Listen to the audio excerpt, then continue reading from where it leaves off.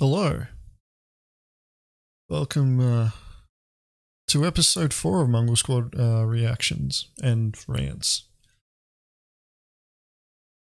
I'm actually really glad the chat on that side is working because I spent like a couple of hours earlier today setting this all up.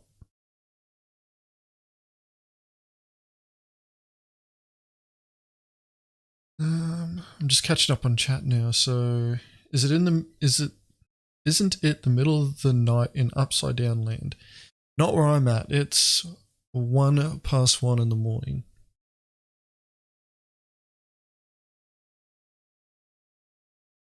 But yeah, so today's episodes, if you check the description of this video, you'll see the content that we're reacting to. The first one's a video from Minion Soldier, then we got a Spectrum post, and then we got another video, and there was another video that was posted after we had done the poll that, after seeing the title of it, I just wanted to do it anyway. So we're actually reacting to 4 pieces of Star Citizen content, not 3. No sidekick, no. No, he's busy. He's busy working away. So, yeah. Let's not muck around anymore. Let's just get straight into this because, I feel like this one's going to be a bit painful.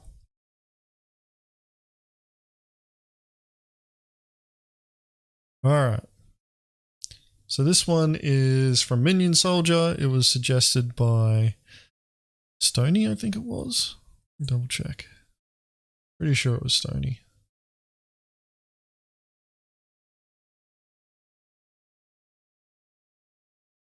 I'll scroll too far. No, I haven't. We had a really diverse range of suggestions. Yeah, it was suggested by Stony. So this was suggested by Stony. And this is Minion Soldier. Where is the real game line for me? Now, I haven't watched this yet. I don't really watch much of Minion Soldier's videos. It's been a long time since I watched one of them in particular, and that resulted in a few comments being made. I won't get into that. Anyway, let's get cracking straight into this.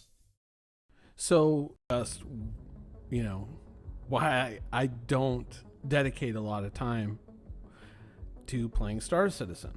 And that's kind of what kind of keeps me, I feel, on an even keel. But what would it take for me to actually engage with Star Citizen on a daily basis, to become dedicated to it, to become, you know, as into it as I am into other games? Well, it would take the one thing that Star Citizen does not have right now, which is purpose. Why am I doing the thing that I'm doing? What am I after? What is my goal? You know, recently, you know, they're doing Pirate Week right now, and they released this black pirate skin for the for the Drake Cutlass, which is kind of funny because, you know, originally back on the store years ago, they sold this. Fucking hate how he does this. So it's the waffling on that annoys me a lot. His point was like, what's the, you know, purpose is what's missing from Star Citizen at the moment. It's like, what purpose are you actually looking for would be the first question, because it's a video game, and the purpose of a video game is to have fun. So it's like, you know, when does Star Citizen start being fun for you, start being entertaining? That's kind of the point of a video game, is it's supposed to be fun, it's supposed to be entertaining. Although some people, when they, you know, their form of fun may not be that entertaining, or their form of entertainment may not be that fun. That's in the eye of the beholder. And yeah, like, we've only just made it a minute in, and he's already stated, you know, like, he's pretty much already given, you know, the answer. It's like, when is the game or real game line for me? It's when he considers that there's purpose in the game. So hopefully it's not another 12 minutes of just waffling on. Pirate skin thing and the little skull logo on it, and originally it fitted on the Aurora, but that kind of went away, and I don't think that paint has since been implemented, but now they've made a new one and are selling it on the store. No, the Aurora pirate skin's in. Purpose in the game would be, it's probably broken for me to be able to earn that in game. Let's say, get up to a certain reputation level with Vaughn doing kill missions or something like that. Something attainable, something not too over the top, something that isn't like the old Gladius. Kill 50 people in a Gladius and you get this helmet achievement, which just turned into players saying, I'm standing outside of Grim Hex, kill me, or people paying, saying, hey, if you let me kill you outside of Grim Hex, I'll give you 200,000 UEC so I can get to my 50 players type thing. Not something gameable like that, but just going out and doing the missions, playing the game, having something to attain, something to reach for, having a certain sense of permanence, getting to a point in the game where we relate to one another, not just through the ends of the barrels of the weapons on our ships, but economically we're integrated into one another. The goods that I steal as a pirate become the goods that you smuggle as a smuggler, which become the goods that the recycler recycles and then either sells on the market, or the manufacturer turns into new weapons that they sell to the player that goes to hunt the pirate. And I don't know what he was expecting with this type of with what he's going on. He's essentially talking about the chain of events that happens based on a piracy hit. So you steal cargo, you pass it on to somebody else, they move it for you, they the ship that you've stolen gets salvaged or whatever. He's talking about the chain that goes down the line, and this is one of those things where it's like, well, for starters, a lot of that hasn't been put in the game yet. So for you, the line hasn't even come close yet. 318 brings us closer to that line, but a lot of players are going to sit there and go, oh, it's still not a game yet. And it's like, you got to engage in it. Like, you have to get in there. You need to be playing it, and you need to make it somewhat real for yourself. Everything's going to take a lot more effort than what people expect it to. And I guess that's, going to be the crux of what this is. I think it's like, it's too much effort at the moment. That's the sense that I'm already starting to get. It's too much effort right now to play Star Citizen like a game. And when we start to all be interconnected through this intense web, the pirate shoots down the ship, and the reclaimer pilot comes in and retrieves the wreck. And when we all become interconnected like that, and we're no longer getting wiped every 3 months or every 6 months or every year, when progress is progress and it's kept and we go forward. So when the game's finished, when we get that's literally what he's talking about now. An actual community, in fact, when we're not losing our minds over persistent entity streaming, but we are ourselves, everyone's talking about persistent entity streaming. I was about to say enemy streaming, but everyone's talking about this coffee cup. F the coffee cup and the horse it rode in on. What I want is, I want my character to be a persistent entity. I want your character to be a persistent entity, and I want our characters to have to deal with each other one way or another, economically, financially, militarily, whatever. When the game gets to that point, then it becomes a lot more interesting of a prospect. Playing it now, I mean, you're testing new features, you're testing new things that come in, but beyond that, there's not much purpose to that testing, because there are so many things that Star Citizen simply has not set in stone yet. A flight model, an economy, missions, UI, all these things, personal inventory, there's a lot of things that aren't worked out that are very much in flux. Some of them very core to how the game is going to play and how we are going to perform within that arena. So I'm not really dedicating myself to something that is constantly changing. I just, even if this feature or that feature or the other feature isn't exactly the way that I want it to be, as long as it's something acceptable and it's something that I can say, oh, okay, I understand this is how this works, good. Now I can build off of that. I always laugh when I hear that argument. Oh, the game's still being made, so I'm not going to bother learning how to do it now. I'm not going to bother getting good at it. This is one of those things where it's like, yeah, no shit, the game's still being built and chances are CIG is going to change a lot of what we've got right now because they're collecting all the data from all the sessions that we're all playing and they're listening to the feedback of the community. And then, Chris Roberts is also playing it every now and again. And if he doesn't enjoy it, then he's going to make decisions and, make people jump and start fixing things. But the thing about that is that you need somewhere to start from. And, the question that I always ask people is like, whereabouts do you want to be starting from when the game launches? Because all these ships we can buy right now, the CIG claims that you're not going to be able to buy them once the game gets to gold. We'll see if they stick to that when that happens. But, like being able to buy a Javelin, a Kraken with real money, that's going to become a thing of the past. And the thing is that if you want to be able to use those ships straight off the bat, you're going to have to know how to play the game before release. You're going to have to know the basics so that you understand how to use your ships, to use your Javelin, your Kraken, your Cutlass Black, your Prospector, your Mole, whatever the hell you want to use. You can learn on the fly, like you can be the new player that shows up when the game first makes it to gold status and it's fully realized. But you're already going to be behind the curveball.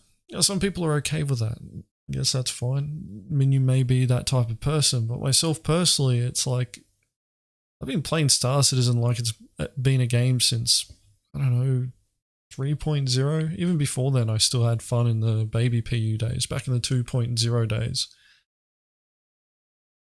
And the thing about all of this, is that, his point about purpose, what I did when I first started playing in 3.0 was I gave myself the purpose of, all right, I'm going to work out how to make piracy work in this patch. And that's pretty much how it's been throughout the entire, iterations. All the patches, it's okay, I want to make sure that piracy can still work in this patch. How does it work? And go out and pirate other players, have fun. And that's been the purpose so far. Gain experience, build off that, and, focus on getting better at the game. And, change and evolve with how the mechanics change.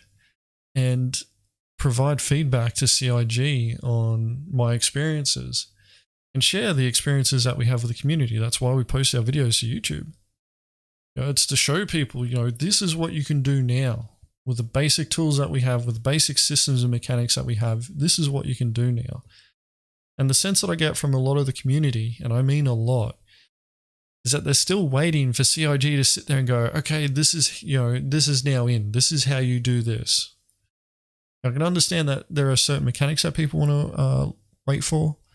That's understandable. Or certain systems before they decide to dip their toe in. But yeah, like I'm listening to this. I'm trying to maintain my focus with it. But for me, this is just a lot of noise. Yeah, just a lot of noise at the moment. So let's keep this going. I'll just get my windows sorted out. Extrapolate, oh, this is what I should be doing. That's what I should be doing. Oh, is this ship bad? Then don't get it. Get the other ship. oh, is this the flight model? Okay, this is how it performs. Then these are definitely the ships that I want to focus on. And that's when we start to get into the interesting territory. Right now, over dedicating yourself to Star Citizen is a bad idea. It really, really is. And I know, I know some people are going to disagree with that, but the simple fact of the matter is you're trying to make something out of something that is not there yet. You're trying to force Star Citizen to be Star Citizen, and it isn't Star Citizen yet. Like, does he not understand the point of what a sandbox is? Like, Star Citizen is not a true sandbox game. Like, there are limitations in there. There is a significant PvE influence there, but like, the more freedom that you have within a game space, the more expectation is put back on you as the player to find the fun in the game. Now, what I'm sensing here is that, I guess I said it before, like, you know, Minion's just one of those people that is waiting to be told, you know, it's finished, it's done. You know, here are the mechanics that you want. You know, here's a silver platter and here's piracy for you.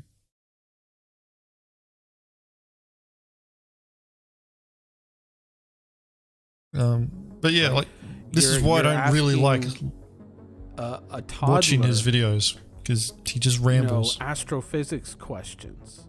And the truth of it is we can kind of theorize what these things are going to be, or we can kind of imagine which way they can go, but we don't really know where they're going to end up. So we can't really build, you know, a plan based off of that. That is a load of bullshit. All right. Fucking piracy is one of the simplest bloody systems that you could actually go on about. Fucking, it is literally just take the cargo from somebody else's ship without their permission and take it somewhere else to sell. That is it. It is not a complicated fucking thing to do. The complexity of piracy comes about from the systems that are involved with actually getting to the point where you can take somebody else's cargo for yourself and then transporting that cargo to somebody else to sell. So to sit there and say, oh, we don't know what, you know, CIG is going to do, it's like you don't know the specific details, but the broad concept is there because it's not complicated. Right? Mining is a pretty simplistic game system when you look at it from the higher level concept of it, which is find rocks, break rocks, take rocks somewhere else to be refined. That's literally it. Cargo hauling. Move box from one place to another. Not hard at all. Trade. Buy low, sell high. The complexity of the mechanics come from the details where it's like, all right, for mining, how do you mine a rock? Right now, it's just keep one line in between two other lines so that a different line can go from 0 to 100 and make sure that the line that you keep in between the other two lines doesn't go above the top line, or else the bad line goes from 0 to 100 and then the rock blows up in your face.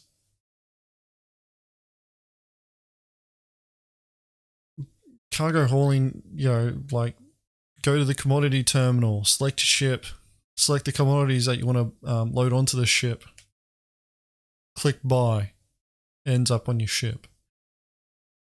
Like the higher level concepts for a lot of what we need in Star Citizen to start playing it as a game are there. They're just not finished yet because the game's still being built.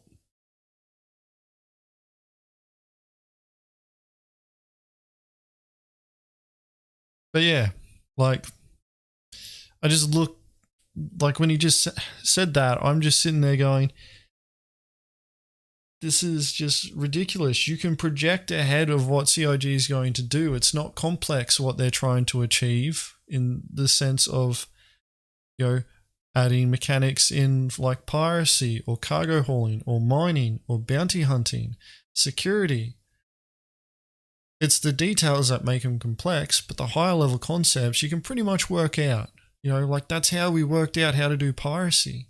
The most complex part of doing piracy at the moment is stopping a ship, and that's because the game mechanics for being able to disable a ship so that it stops changes every patch.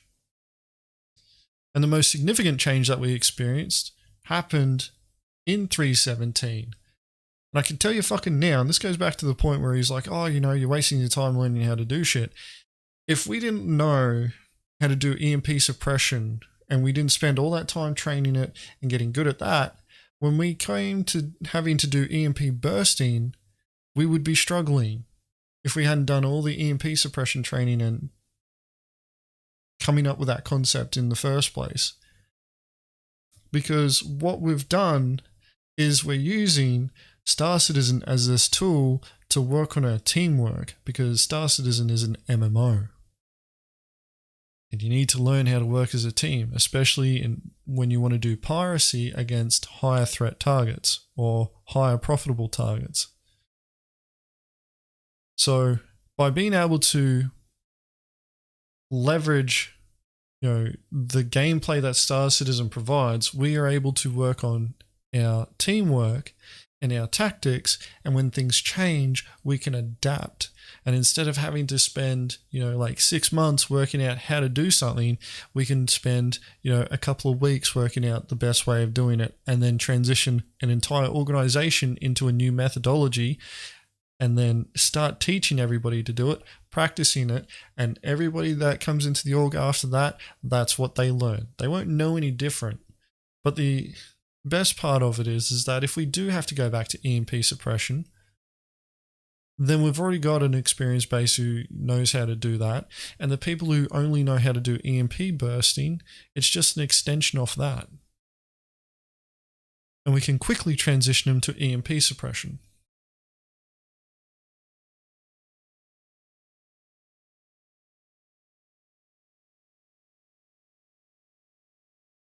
And that's like, yeah, I'm just going to keep watching this so that I can get this over and done with, because I don't want to spend any more time on this one. Other than just to be kind of vaguely, this seems to be doing well, so seems to be the way it's going, so this is what we should be doing. We can do that. We can talk about things in a very, you know, a very distant way, but we can't really get down to the nitty gritty and say, oh, this is how this ship is definitely going to perform, therefore bang, you know, because there's a lot of factors that can change a lot of these things. And once we get a lot more things nailed down, and once there's a purpose, once it really does feel like a universe and not just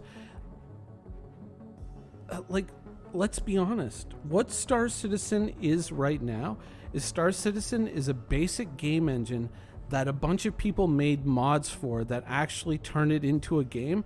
But the problem is all the mods are outdated, and the mod creators are nowhere to be seen. They just sporadically show up and update things, but sometimes yes, sometimes no. The engine keeps getting updated, and the mods are breaking, and they're not kind of working the way it's intended. And we're going, oh man, I really wish they would update this mod, or the gunplay mod, or the transmog mod, or whatnot. But the mod creator is just going to show up when they show up and do it. And that's very much the state of the game right now, right? That's the way that it is. So if you over dedicate yourself to this, you're going to have a meltdown eventually. You have to kind of step back.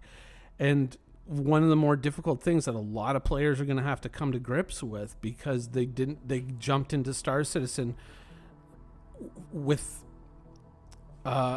maybe an over-optimistic view of what CIG could deliver, is they're going to have to deal with the fact that sooner or later, CIG is going to have what some might call a come to Jesus moment with the backers.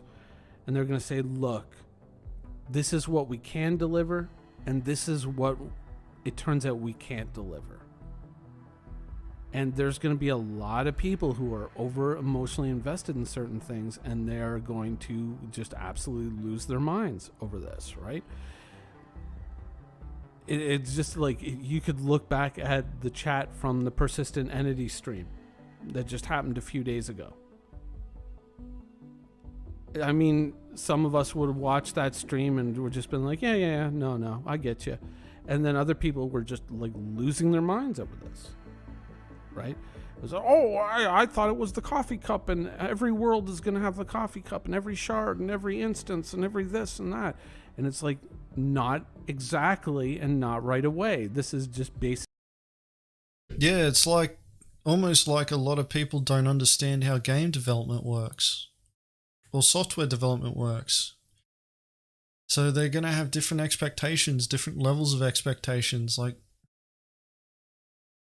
you know, CIGs are already aware of this. This is actually why they do those shows, and they get those people on to explain what's going on so that they can inform the community of what's going on.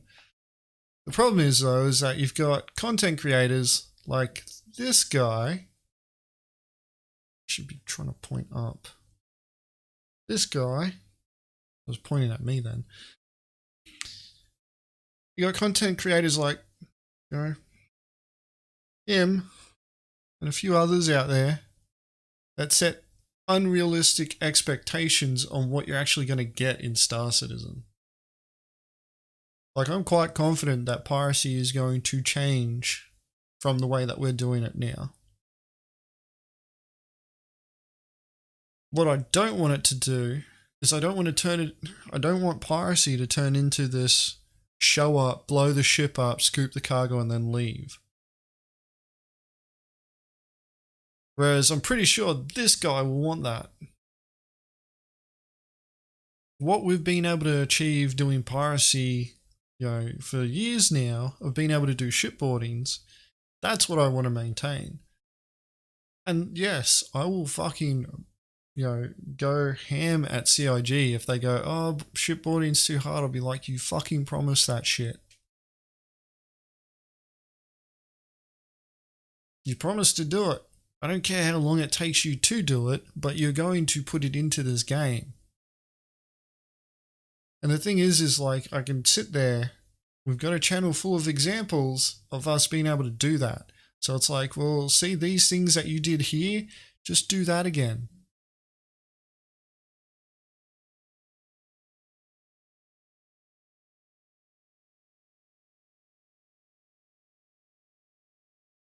I'm just catching up on what chat is. This is actually, I don't want to rag on Minion Soldier that much. I don't watch his videos because I don't find them that interesting.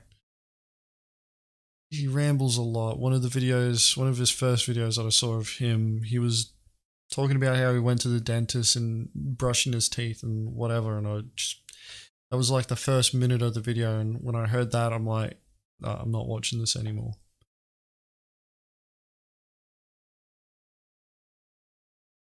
But, you know, like, a lot of people in the community aren't educated on, you know, how game development works, how software development works.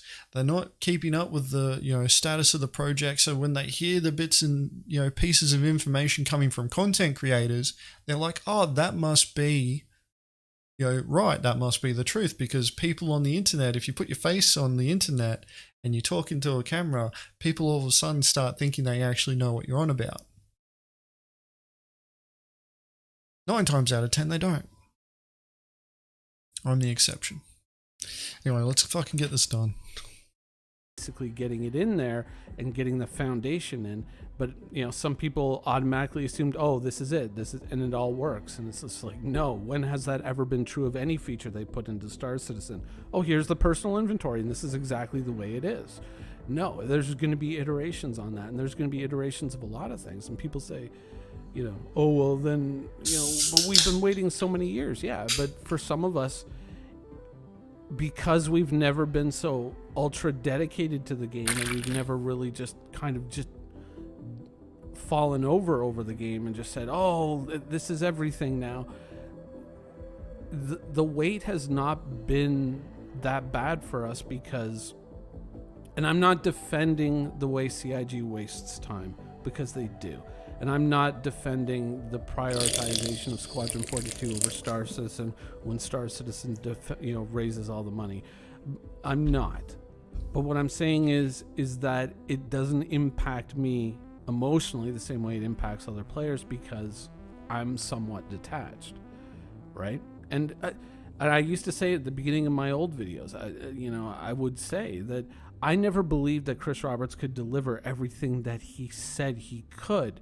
What I backed was a space game that I could play with my friends and we could blow shit up with. That's what I backed. There's literally a dozen other space games that you can do that right now. You know what? That's it. And let it be what it's going to be. And that's kind of where this Zen state of backerism comes from. It's just like, it is what it is. And it's going to be what it's going to be. And you have to accept the fact that, certain features, once they're finally implemented in the game, are probably not going to be implemented exactly the way you want them to be implemented. And this is,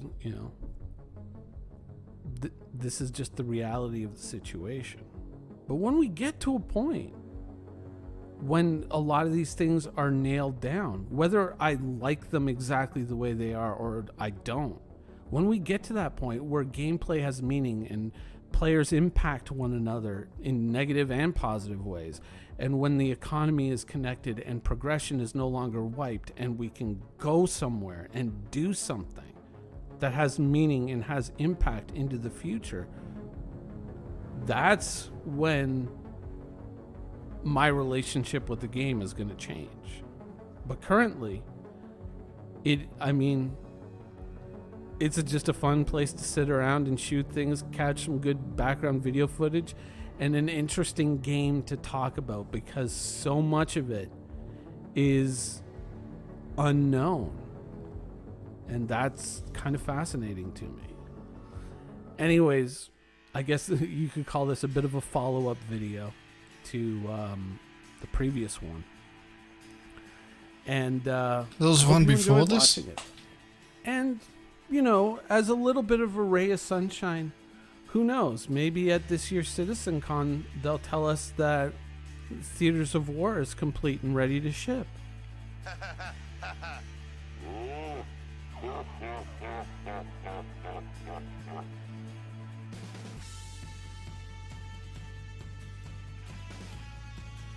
Thank you for watching. So if you want to keep it...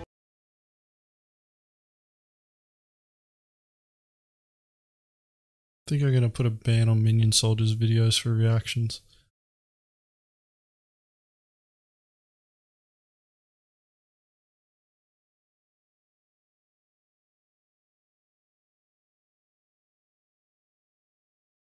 Yeah, I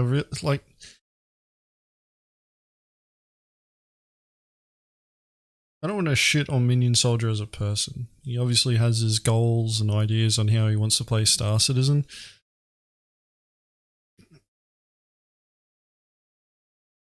Like, that was really just 13 minutes of somebody rambling. The irony is that he actually got his point across in the first 60 seconds of it. The remaining 12 minutes was pretty much unnecessary.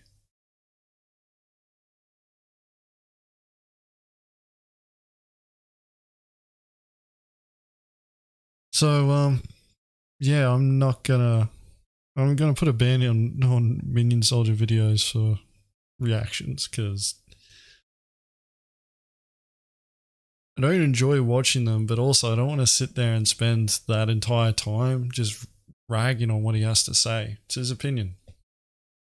That's how he wants to treat Star Citizen, and he's obviously got a following.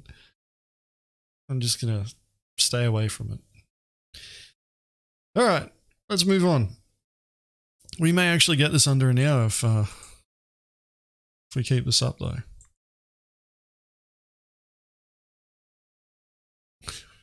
Alright, so the next piece of content that we're reacting to is actually coming from Spectrum. And I'm the one who posted this. Now, this was posted nearly a week ago now. And it has actually expanded a lot since then.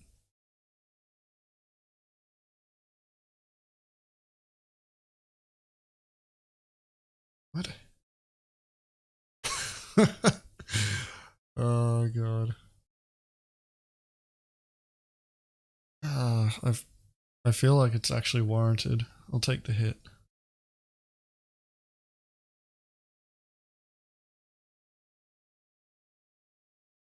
Mr. Madison, what you just said is one of the most insanely idiotic things I have ever heard. At no point in your rambling, incoherent response were you even close to anything that could be considered a rational thought. Everyone in this room is now dumber for having listened to it. I award you no points, and may God have mercy on your soul. Okay, a simple wrong would have done just fine, but You remain one.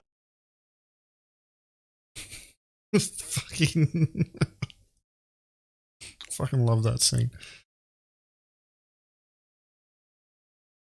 Yeah, anyway, let's get straight into this next one. I'm gonna read it out.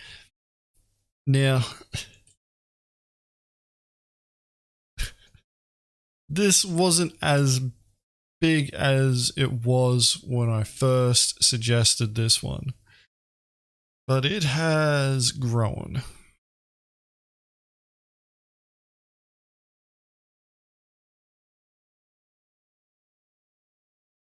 Anyway. So, Torpedo Dub-Fire exploit. TLDR summary. You didn't have this last time. I think that's supposed to be able. Being able to dumbfire missiles causes two issues, and therefore I suggest that it should be removed. If tracking / countermeasures isn't properly balanced, that should be the solution, not dumbfire.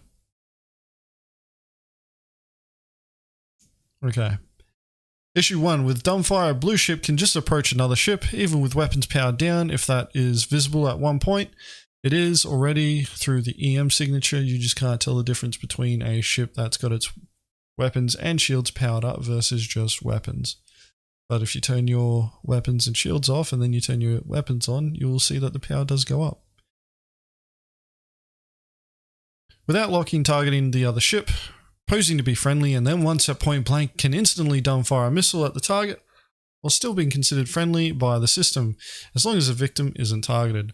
This makes a legal defense impossible for the victim and also makes it extremely difficult for AI to enable NPCs to detect and try to counter / evade those clearly hostile actions. This is especially problematic with eclipses, as they are also hard to detect, faster than cargo ships so they can't run, and able to one-shot those, but it is neither limited to the eclipse nor S9s. Alright, I'm pretty sure that once the missile hits, though, you've done damage to the target ship, therefore you will end up with a Crimestat. This person's, concerned that they won't be able to fight back.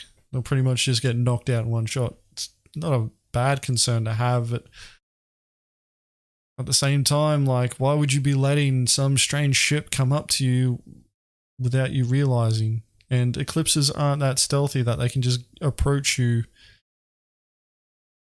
close enough to be able to fire or to be able to dumbfire a torpedo without you noticing. They aren't that stealthy.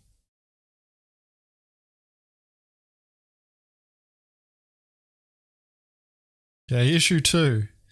Dumbfiring enables players to shoot at targets they're not supposed to be shooting at, therefore circumventing the rock, paper, scissors principle. Ballistas shooting at novas, eclipses shooting at ballistas. What the fuck are they on about with this? Rock, paper, scissors principle because of dumbfiring? That's just fucking dumb. It's just a torpedo or a missile. It doesn't matter what you shoot it at.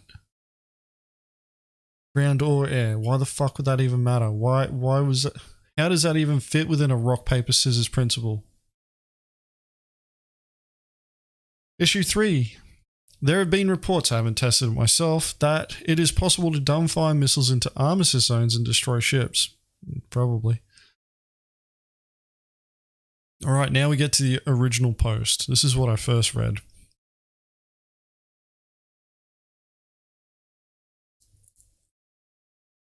Yeah, ballista's shooting at Novas. Who would have thought? The original post, the ability to dumbfire torpedoes should be removed as this is highly exploitable. Yes, I know we all love dumbfiring S9 torpedoes at A2s that approach Jumptown. It's more fun to shoot the bomb as it leaves the ship. But even then, dumbfiring offers an exploit that will become a big issue with 318 cargo refactor and salvaging. Currently, due to the fact that pirates can't steal cargo and piracy is reduced to extortion, pirates threaten traders to blow them up with a torpedo if they don't get paid. However, if a trader does pay the pirate, he cannot give the pirate a Crimestat, therefore the pirate eclipse stays blue. And even if a pirate gets Crimestat because he shoots at a ship, the Crimestat can be cleared pretty quick. I don't think we've used an eclipse in a long time to do any sort of extortion threatening, and this is because the torpedoes can't keep up with cargo haulers.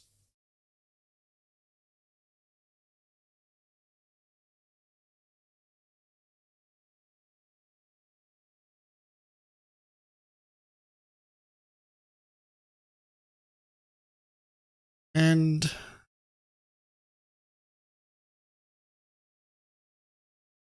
Crimestat's getting cleared pretty quick is going to become a thing of the past if you want to do it via hacking, because for 318, SPK is the only place that we're going to be able to clear it via hacking.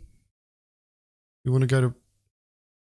What will probably happen is that we'll all end up going to prison to just cycle through quickly to clear our crime stats that way, instead of conducting an assault on SPK. The problem with blue pirates and dumbfiring is that even if the trader has his turrets manned, they cannot defend against the pirate. You can shoot fucking torpedoes down. They're like the bombs from the A2. You can actually shoot missiles too. In fact, distortion damage affects those. If you time your EMPs right, you can actually disable a missile. It's like down for a half a second at the moment, but you can do it. Normally, as soon as a pirate tries to lock you with a torpedo, he immediately turns red and you're allowed to try to shoot him down. Plus, you can at least try to use countermeasures against the torpedoes. You know, if they dumbfire at you, that torpedo doesn't have a lock. And if they fire far away enough, you can just move out of the way. But if an blue eclipse just closes in and flies 50 meters behind you for a guaranteed dumbfire hit, there's nothing that you can do.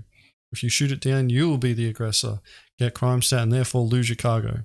You can't use countermeasures, and while you can try to fly evasive maneuvers, that way you won't be able to escape the pirate because it slows you down, or call for help in global chat because controls are locked if you're in chat. So you only delay the inevitable destruction. This is just somebody with a victim complex. Literally, you know, according to them, there's nothing that they can do. Like, the counter to this is, well, there's quite a few, but don't let a fucking eclipse get within 50 meters behind you.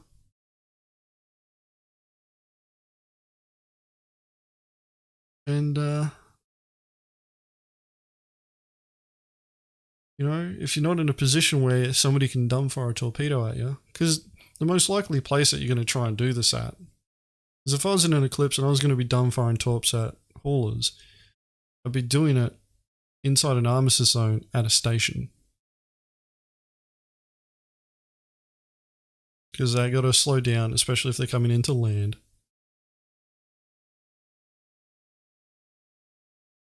But even then, like, the firing of a torpedo, as soon as I hit that ship, every single turret that's around there is going to fucking annihilate me. Anyway.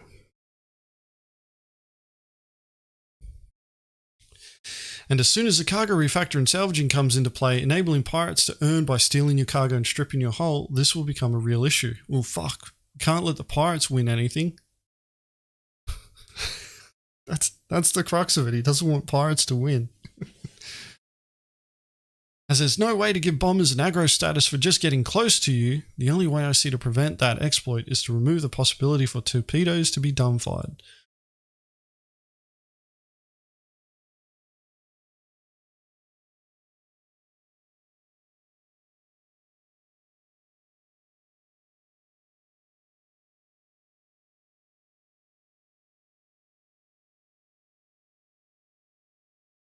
I'm just catching up on what people are saying in chat. It's actually moving a lot slower than I thought it would.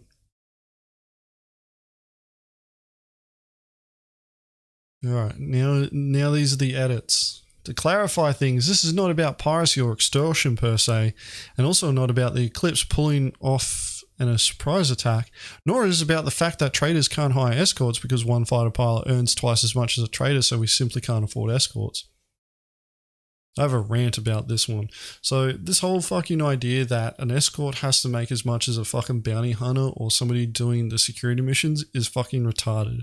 Pretty sure I've spoken about this already, but security guards don't make as much as soldiers because security guards don't put themselves in harm's way consistently, whereas a soldier who goes to war will earn more because they're in harm's way. And that's essentially what they're fucking comparing it to. They're comparing a security guard sitting around in a fucking bloody shopping mall versus a soldier who is going overseas to fight a war. And then they're going, well, the soldier who goes overseas to fight a war is making more money, so that security guard should get the same amount. Fuck off. You know, you got to look at economy of effort with regards to, you know, both positions. And what the soldier's doing should be getting paid more because they've got more risk. Whereas the security guard who's sitting around in a fucking shopping mall may have to deal with a, you know, some punk kid that's bloody doing shit that they're not supposed to. But the chances of them having to fight off a bloody, you know, an attack against everybody in a shopping mall is pretty slim.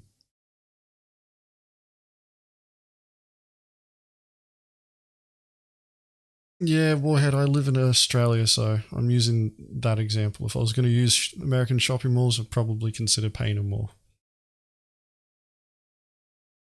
But the point still stands is that hiring escorts, the chances of your escorts getting engaged is quite low. Especially if the pirates see that you got escorts, because they're going to be like, oh, well, you know, can we really put the effort into taking down this escort? We would go after him because it's more content for us. We'd be like, fuck yeah, this guy's actually got escorts. Let's see how we go.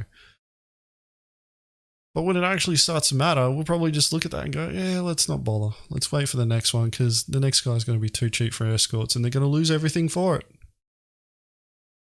But this idea that the security guards should be getting paid as much as what the bounty hunters should is ridiculous. The main reason why you don't get players wanting to be security guards or escorts is because it's boring as batshit. Thing is, though, is that it's, you know, chump change for, you know, nothing. You don't really have to do anything, just be there. You might have to fight someone else, but chances are you're not going to have to.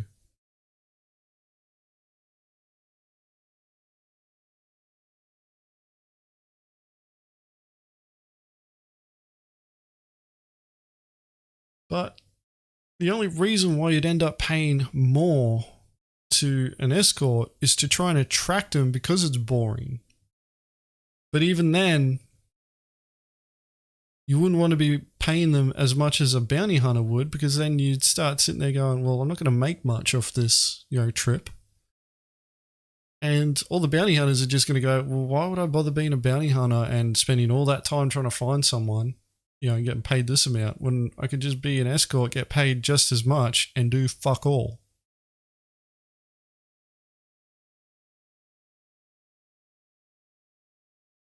But that argument there, it doesn't stand with me. And fucking, we've been doing piracy for years and we make fuck all credits from it.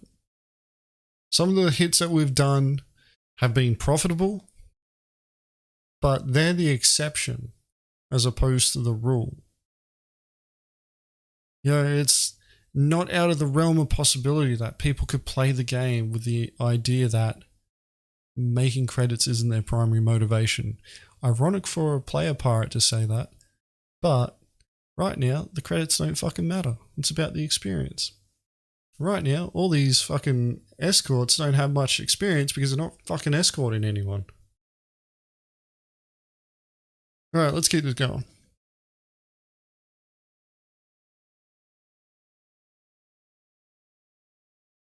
It's about the fact that if an eclipse decides to attack a caterpillar just leaving a trade outpost, even if that cat has its turrets man, which again we usually can't afford, bullshit.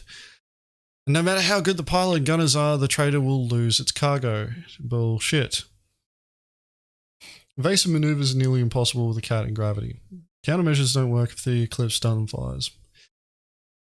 Because the eclipse isn't locking the cat, it isn't considered the aggressor. Therefore, it stays blue and the cat isn't legally allowed to shoot back. Not while the eclipse approaches, not even if the eclipse fires. Not if the misses and shoots the next torpedo. The cat will only be legally allowed to shoot back after it's hit, which is pointless because the S9 one-shots the cat.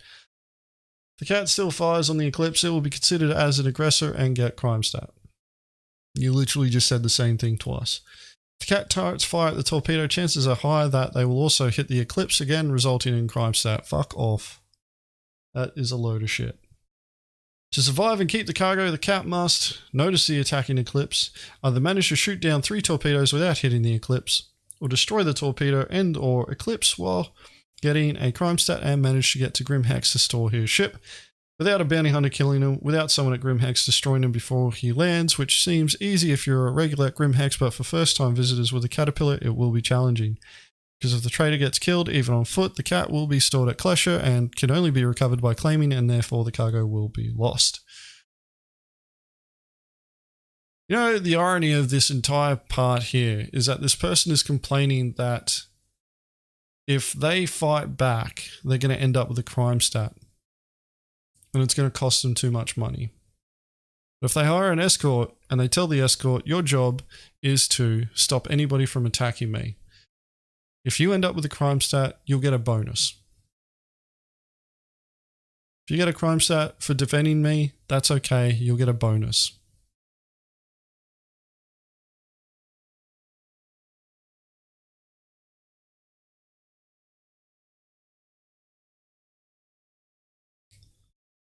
I get the sense that this person like got torped when they were cargo hauling once, and that's it. Like, you know, this is the worst thing ever.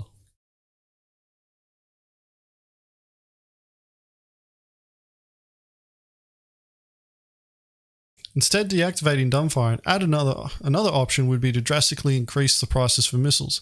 Why does S1 missiles cost 80 UEC but a t-shirt costs 800 UEC? A size 9 torpedo that can one-shot a 30-meter ship shouldn't cost 3.5k, but rather 100k. Why?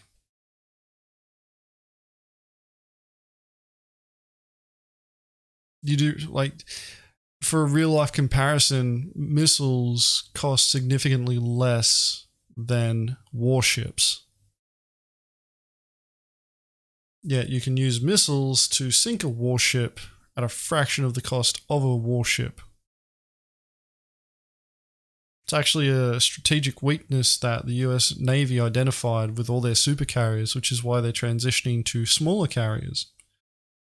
Because what they worked out was that all enemy force would need to do is use hypersonic missiles to target their supercarriers, and then they're down significant assets. Whereas if they go for smaller carriers, they may lose a few of them, but they'll have enough in reserve to be able to maintain fleet strength and complete their operation.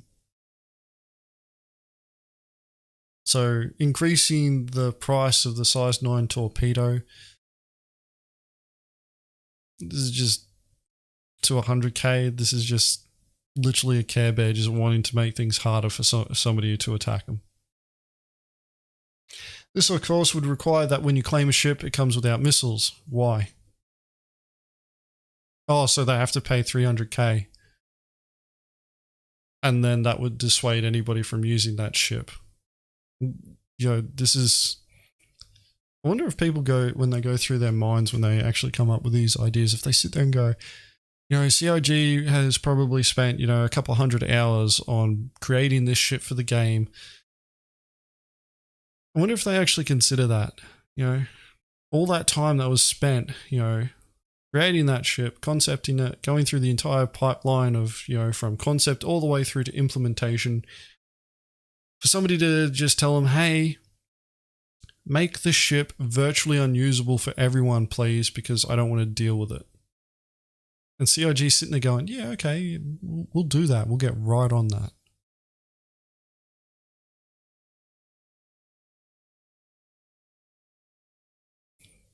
Right. Of course, you should be able to restock them quickly. I don't want you to have to run around through the verse to buy them at selected shops. Why not? They're paying 100k per fucking missile and the ship comes without missiles. Might as well make them fucking go everywhere. But you should have to pay for them. I mean, why should fighters get free missiles when claiming? Traders lose their cargo when claiming. Miners lose their mining modules when claiming. Up to 180k for 3 modules, so potentially 500k for a mole. Fighters not only keep the missiles they didn't use when claiming, but also get free replacements for the ones that they use. That's because the missiles come stock. Those are the default missiles. Unless you upgrade them, in which case they just become a part of the whole insurance. Same with all the ship components. Notice that they're not complaining about ship components that you upgrade, because that happens too. You don't get a fully stocked ship. Ironically, this particular point here, like, I'm still surprised that they haven't changed the mining modules yet to stay with the ship. Then again, like, fucking miners make credits hand over fist, so, you know, like, he's making out that 180k for 3 modules is a big deal if the miners lose their ship, but how often do they lose their ship versus how many credits do they actually make from mining? You know, as much as Carebears like to sit there and go, oh, fucking, you know, buddy, we lose so much all the time. The game's full of griefers, buddy. In the next breath, they'll say, yeah, there's not that many pirates getting around, you know, buddy, not many gankers getting around. It's like, fucking what is it? Are you losing modules every fucking trip that you're doing, or are you like getting attacked like once every 6 months?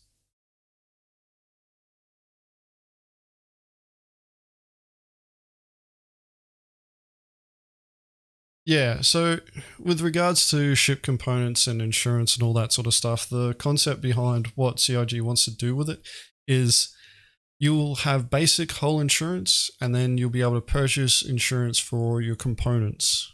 So if you upgrade the components on your ship, you get extra component insurance so that when you claim your ship, it comes with those other components on it.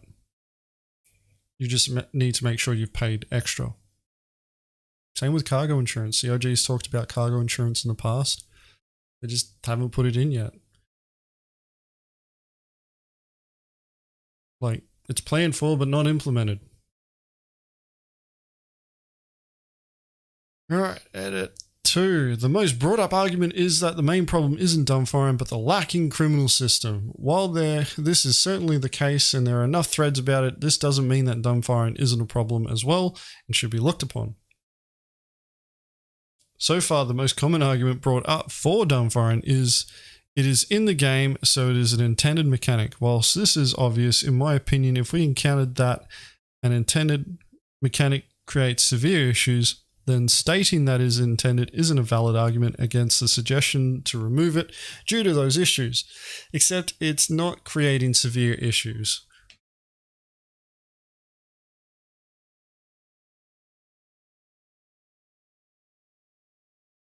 Oh my god. You know, when I first chose this, it didn't have as much text.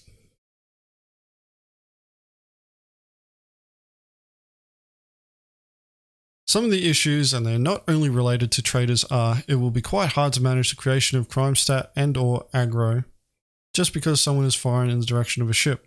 Just imagine you're a bounty hunter fighting a pirate, an NPC patrol decides to engage the pirate as well, quickly moving into close pursuit of the pirate. No, if you continue to fire at the pirate, suddenly you'll get a Crimestat and or aggro from the patrol because although you were firing at the pirate and didn't hit the patrol, you fired in the direction of the patrol. Therefore, being able to dumbfire one-shot weapons will always create loopholes in regards to the aggro/crime system.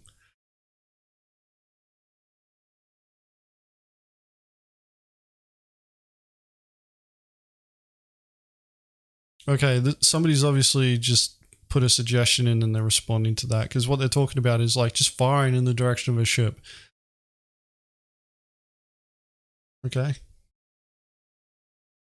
Don't see how that they could automate the law system to be able to detect hostility through that.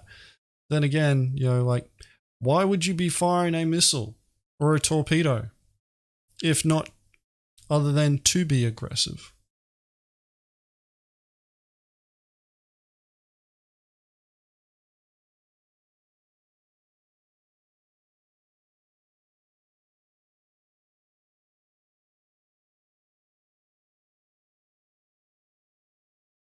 Alright, missiles and torpedoes are really dangerous. Large missiles can one-shot small ships. S9 can one-shot almost any ship, which is okay per se, but if you're able to fire those without any kind of warning within less than a second, no target is able to react. Firing a torpedo takes a significant amount of time. I believe it's like 2 to 3 seconds, because normally the bays have to open up, the torpedo has to drop out and then engage its rockets. It takes a little bit for it to fire. This creates a lot of potential for griefing, especially against beginners. A 100i or C8 a Pisces has 3 to 4 H key plus 1. Okay, it's got fuck all HP. So it can be one shot by any players done firing a single S3 missile without the player even knowing what hit them.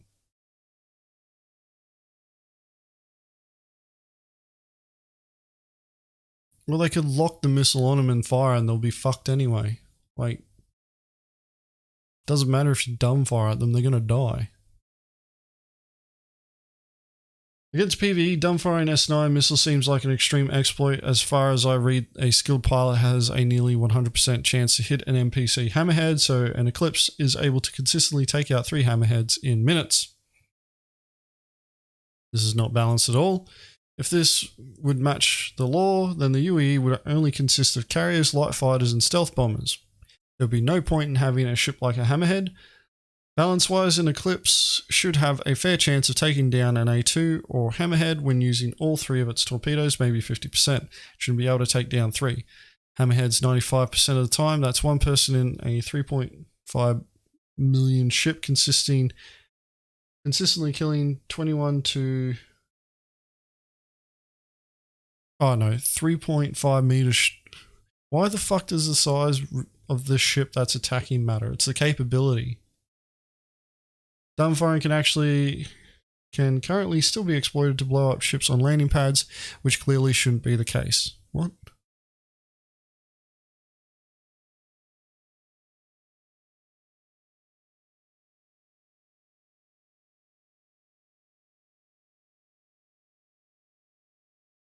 Alright, we're almost at the end. Another issue is that some of you mentioned is that tracking and countermeasures is currently unbalanced, and therefore dumbfiring is currently the only way to use torpedoes effectively. While I do agree with the fact that the balance between target tracking and countermeasures currently is way off, with countermeasures being too powerful and easy to use, your argument shouldn't be keep dumbfiring, which causes the above issue, but instead fix tracking versus countermeasures. Your argument for keeping dumbfiring is missing balance regarding tracking / countermeasures. But then another argument from some of you is that even though dumbfiring creates issues, especially for traders, those issues mostly exist due to missing balancing regarding risk reward of traders versus combat pilots, as well as the criminal system. So when missing balance is hurting you, you need to keep mechanics that ease your pain, although they create a lot of issues for other players. But if those players complain about missing balance, they are just supposed to wait for years for things to be balanced.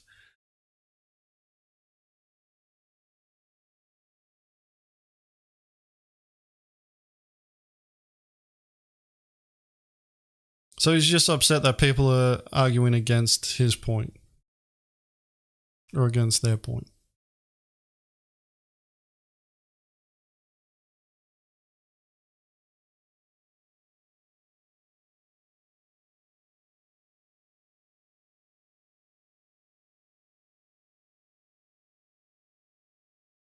We got 33 upvotes, 70 Picard palms, 47 thumbs down, 32 no's, 29 baby bottles, 24 no's again, and 20 salt shakers.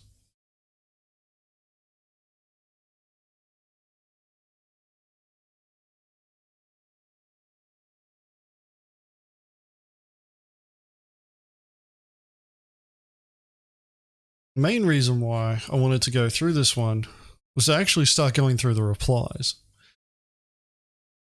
But when I first looked at this, it was a third of the size. How long have we been going on this one? I think we've been going about nearly 30 minutes on it just to get to this point.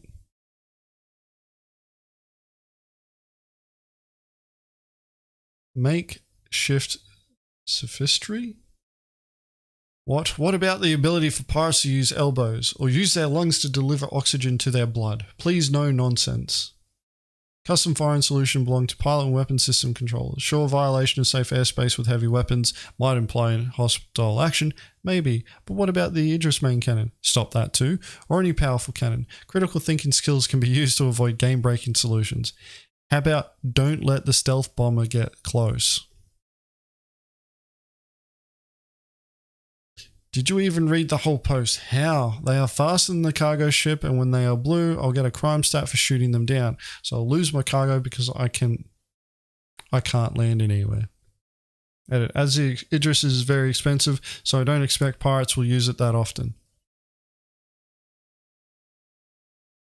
Edit 2. Dumbfire of S9 is a one-shot non-defense way to destroy a ship if a pirate is blue. That's what's called an exploit and asks for a fix. You imply that I want all possibilities of criminal behavior removed, which clearly isn't the case. This person is giving advice on how to deal with it and saying that COG is not, it's not an exploit.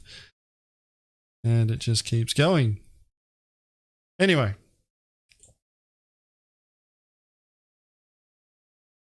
This is an example of the type of people who will post stuff on Spectrum that aren't ready for Star Citizen, the game. Because the game's not finished yet. I've always maintained that if you're going to be flying around with ship weapons powered up, it needs to be done in areas where it makes sense for them to be powered on. Does COG, like, are there things that COG could do to address this particular issue? Yes. Removing dumbfiring is not going to fix this problem though. Because what this problem is that this person is upset that they cannot defend themselves against a potential aggressor. And the aggressors that they're referring to are eclipses that are dumbfiring torpedoes. Now, if COG addressed this problem in the way that this person wanted, that's one problem fixed. But then, if you watch our videos, you'll see most of us fly blue. And we'll all be hanging around, waiting for that target to start moving. We'll also try and hang out just outside of detection range so it doesn't see us until we're already attacking it.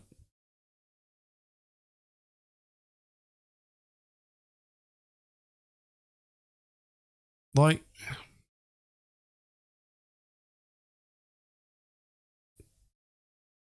the mentality here is that this person just isn't ready for this type of game yet.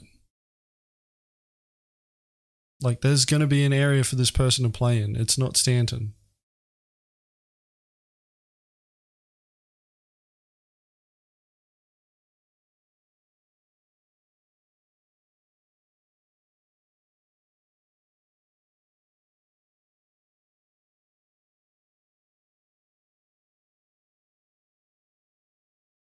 I'm just catching up on what you guys are saying on chat. Like,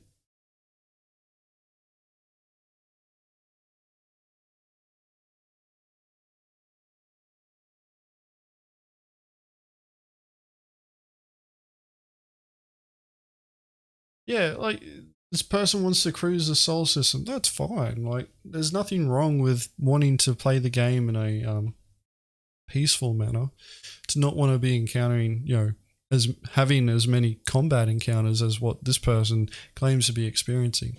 I reckon they're just being taught once and they're like, this is fucking the end of the world. But, you know, like, they're not ready for this type of game yet. They're just not. And fortunately, this post did not gain anywhere near as much momentum as the peaceful ones. So chances are, I reckon the reason why it didn't actually is because this person is suggesting a change that not only affects PvP but also PvE. So a lot of the PvE players are just in there going, no, we don't want this to change because bloody our one-shot bloody money printing machine will be useless to us for doing the PvE bounties.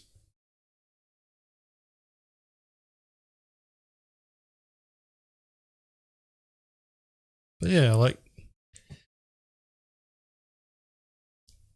just another example of an armchair dev doesn't understand the implications of their suggestions. And this post was way shorter when I first saw it. Way shorter. And it was painful. I was actually hoping to go through the comments, but I don't really want to be going through too many comments and spending too much time on this one because it is a dumb Spectrum post. Alright, let's get ready to move on to the next bit of content.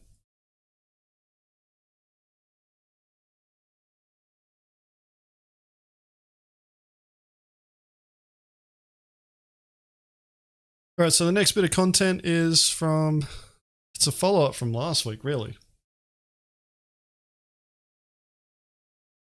So last week, we reacted to the Eradicator's video on, was it an issue to do with PvP? Can't remember the title of it exactly. I'll see if I can find it.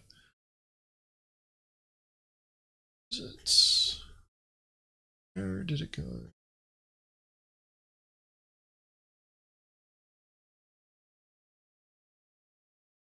Star Citizen PvP, this should never be happening. That was the reaction. We did a reaction to that video, and yeah, Erad did end up commenting on the video as well. And I responded. And, you know, like, we found the issue council report that he had made, and it actually had a lot of reproductions on it. They obviously didn't go through the steps of reproducing the results properly, because if they had, they would have realized that that's actually how the game works. Quite a few of us ended up saying that it was not a bug, it's a feature, linked the patch notes for 3.16 because they actually mention it there.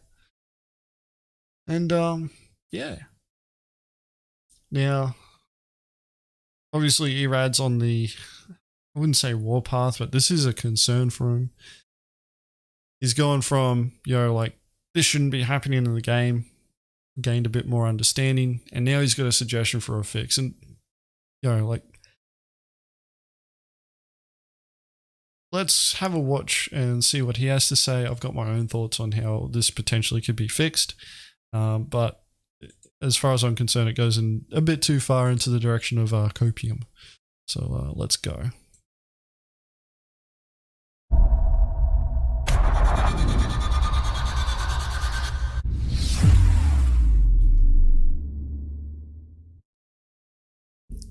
Hello and welcome to the channel. It's the Eradicator, and in today's video I wanted to do a little follow-up on the video that I made a little earlier about how we can get a Crimestat for defending ourselves and how confusing that system happens to be.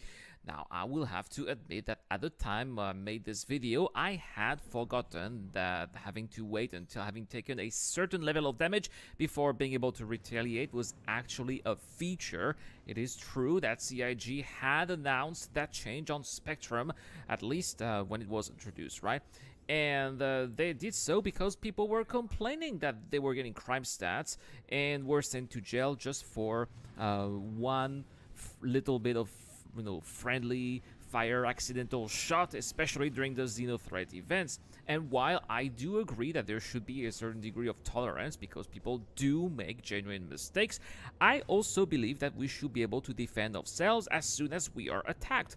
Otherwise, our attackers could just get a significant advantage if they intend to truly destroy us. And especially, I don't find it fun to have to wait to reach a threshold that would eventually be changed based on how heavy my ship is.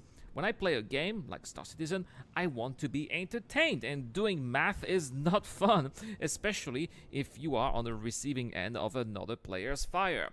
Instead, if someone invites you into a fight, I would be more than happy to oblige and defend myself without having to think about whether or not You don't need to do any math, you just wait until they turn red.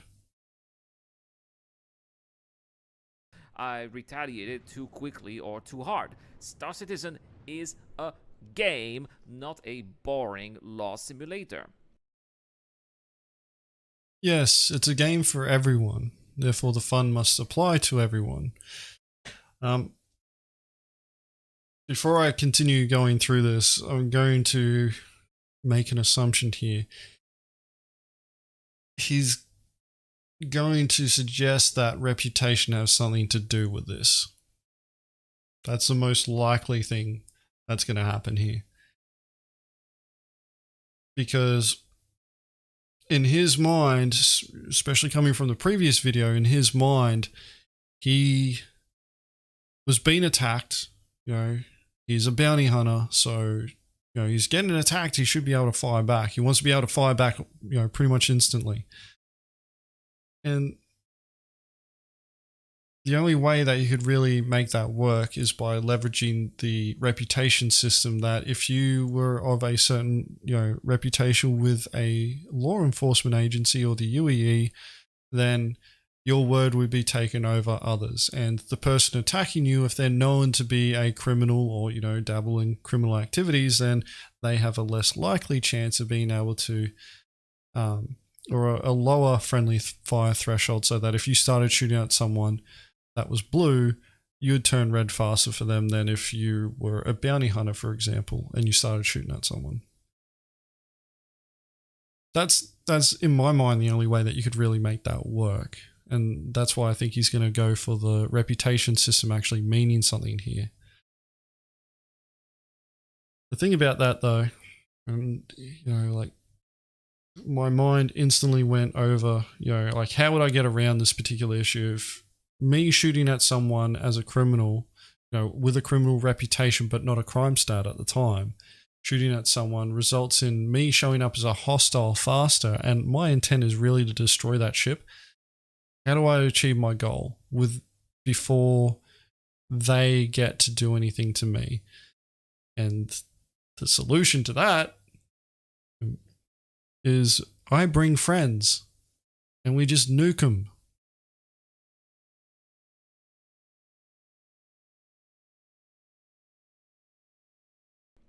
Now, going to prison for a genuine accidental friendly fire is not fantastic, but being sent to jail because you are defending yourself is even worse.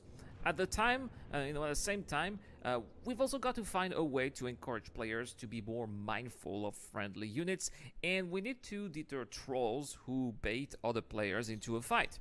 In addition, players who purposefully choose to murder other players should, of course, also be punished accordingly, and for that, I may have a solution that would involve mechanisms and systems that have already been implemented into the game.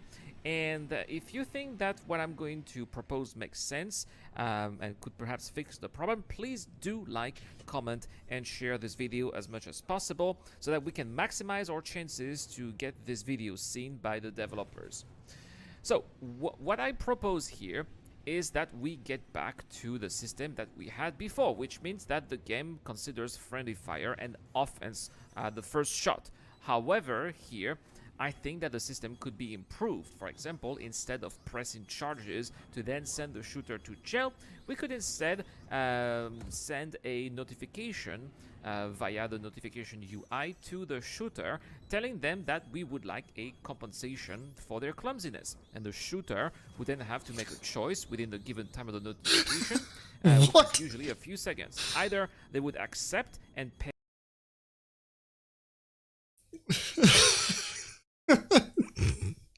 Like, has he gone to Spectrum? Do you, like, the idea that you're going to sit there and go, oh, you shot at me by accident, so you have to pay me for, you know, that's not going to deter people.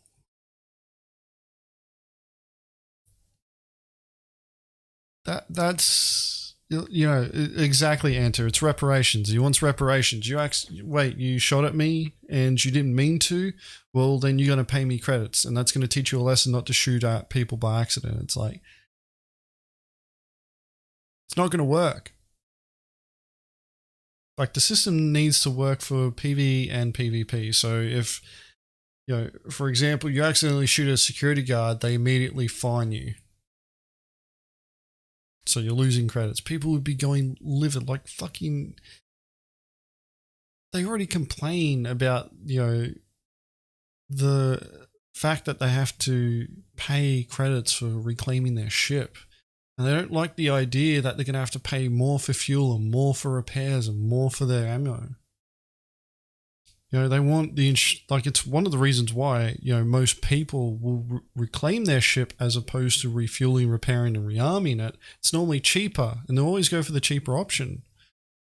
I don't see this, you know, this solution working at all.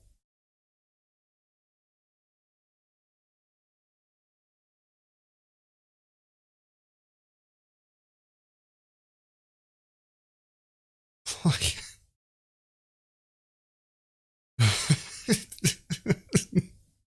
and is it per shot? Like, how much damage do I need to inflict on you before I can, you know, sit there and go, hey, I'm actually a hostile. And you're sending like a bloody notification, hey, did you accidentally shoot at me? It's like, well, I was way off with my prediction. Demanding reparations, that's a new one. It's not going to change the behavior of players, especially new players. They're going to sit there and go, oh, fuck, you know, like, I didn't know that was a thing, or, oh, what's this notification? Chances are they'll miss it. Chances are they will miss it.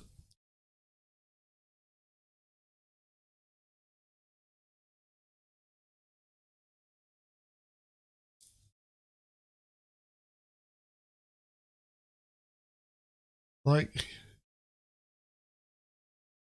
my idea on using multiple people to attack him, you know, just got stronger by this suggestion. It's like, all right, guys, we're all going to attack him, but we're only going to do enough damage so that we only have to pay out a small amount.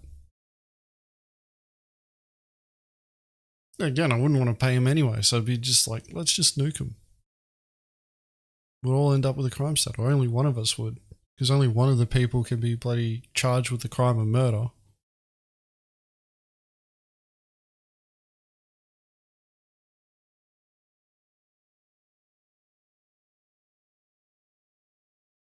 Alright, let's finish this off. It's actually a short video, so let's keep going. A certain sum of money, say 10 to 15,000 USD, because I think that it needs to be dissuasive, or they can choose to refuse, and then they would immediately be considered a criminal. The irony of this is that he would have to pay Old Mate because he became the aggressor first. And then they would know that they could freely retaliate. And I think that this would be a fair solution, because it would encourage players to be more careful and disciplined with their weapons, and also it would not send honest players to jail. While on the other hand, I would, like, as this was pointed out, Erad approached this person. He flew out to him. He was at SPK hanging around there, and he flew out to Oztech. Oztech may have shot first, but Erad was moving out towards him. Maybe Oztech was just trying to defend himself and he wasn't going to take any chances. Bait Erad into doing enough damage to him that would warrant him being able to attack back.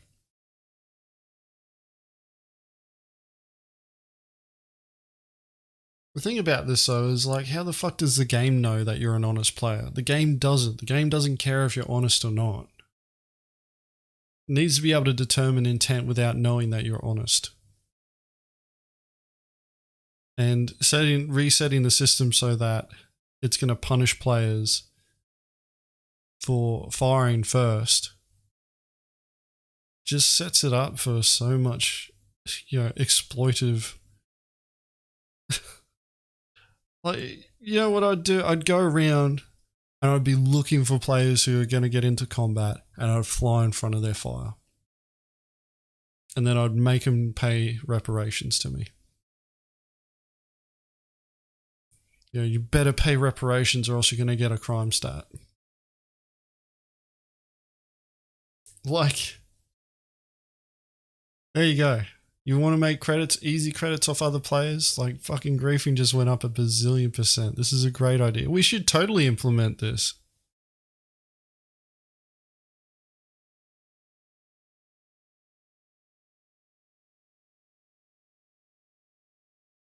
Yeah, and what is it, Magos? You're right. People in combat, they're not fucking paying attention to notifications and shit like that. Like, if somebody... the thing is that the trigger discipline of players normally is pretty good. It's when they see something and they snap shoot, or something drifts into their fire lane. Like, this was a clear, like, both of them have targeted each other. Both of them are firing at each other. Like, this is clearly like they want to fight.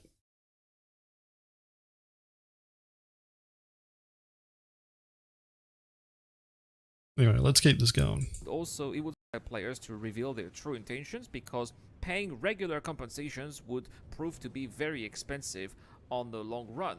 Now, of course, this would not stop griefers entirely. Someone who would want to intentionally get shot to disrupt another player's session, for example, could still do that, but at least it would not send honest players to jail. They could choose, for example, to...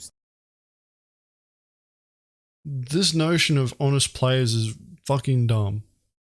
The game does not care if you're honest. Okay, like, you can sit there and you can go blue in the face saying, yeah, I'm an honest player, I'm the good guy, I'm lawful, blah, blah, blah. Game does not care. The only way that you're going to avoid going to prison is by making sure that you don't do dumb shit. Now, this is literally just the same video from the last time from the last video that he made. It's literally the same one. The only difference is the voice that's dubbed over it.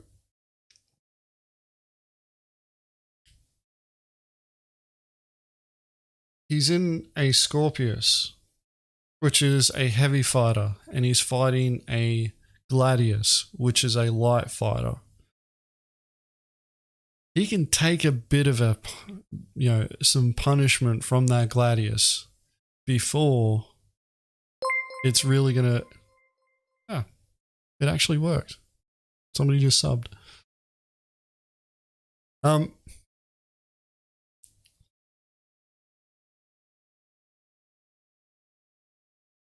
He can take a bit more damage from the Gladius before it's actually going to be a serious threat to his capability of being able to fight.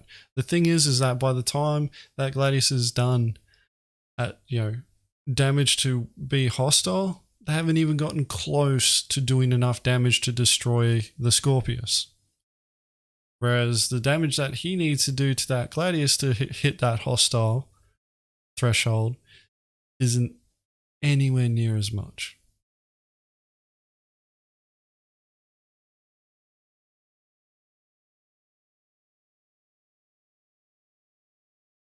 stay away from those griefers or even server hop as a last resort. And unlike with the current system, I already said this before, but an event like a Xeno threat would be prime for this. Get in the biggest ship that you can and just start flying in front of all the players. Just start flying in front of all of them. You're hitting my ship, you're a hostile now. You've done enough, you've hit my ship enough times to warrant being a hostile. I want reparations.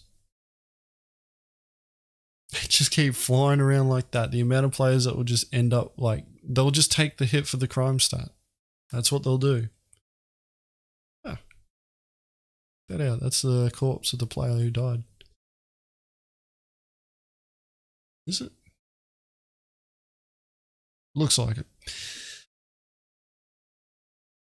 Like, this could just be exploited so hard. Like, really, the reputation thing that I suggested would be better, because it's harder to exploit, to get the reputation required to be able to sit there and go, hey, if I'm shooting at someone, chances are they deserve to be shot at, is a lot, harder to exploit than it is just let me shoot at anybody, and if they shoot me by accident, I can demand reparations from them.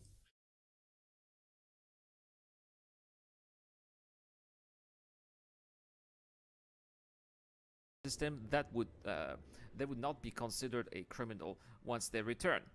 With the law system here, of course, CIG are trying to automatize law enforcement in the game. It is an impossible task to try to create a perfect system, because just like in real life, people will find creative way to break the system. But we can always learn from that creativity and adapt the existing system to make it more fair for those who choose to follow the rules.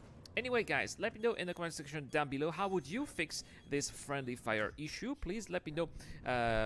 Please share your solutions out there in the comment section. And if you subscribe to the channel, you can get to win a Gladius Showdown Edition. Also, feel free to join our Discord channel where we have another giveaway there. We are giving away a Broad and Low pack with LTI. All you have to do is to join our video sharing contest, or be a Patreon or a YouTube member and enter your name. Guys,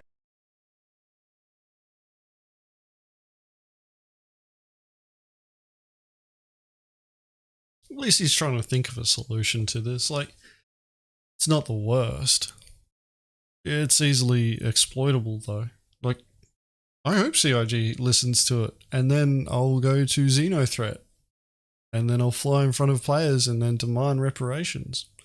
You've hit my ship enough times to warrant being called a hostile. You obviously didn't intend to shoot me, but, friendly fire is a thing, so I want reparations.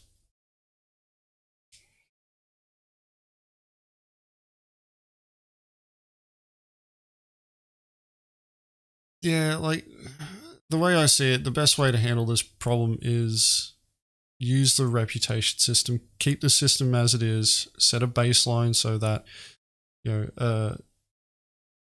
threshold needs to be met when you're attacking someone, and then modify that threshold based on your reputation with local law enforcement. So if you've got a good reputation with local law enforcement, they're going to consider anybody that shoots at you as they'll be turned into a hostile faster, and you shooting at someone will take longer. But then again, I don't think that should matter. I think it should just be like you're kept at the baseline, but anybody that shoots at you turns hostile faster. And if you're a criminal that has a reputation for being a criminal, then chances are you have a lower threshold for attacking other people, so that you will turn hostile faster. That, in my mind, just sorts that problem out pretty quick. But yeah, like, they've got to automate the law system. Like, that's reality. They have to automate the law system in order for all of this to work. They can't have GMs, like live people running around adjudicating over who shot who first and who's the good guy and who's the bad guy. It has to be automated. Use the reputation system. in my mind, that's the easiest way to do it. It'll take longer to implement, but it's a more surefire way of being able to ensure that those who have the right reputation and are the good guys are in a better position to be able to handle being shot at. And if they do shoot back at someone, they got a higher chance of being able to, have law enforcement on their side, which it should be.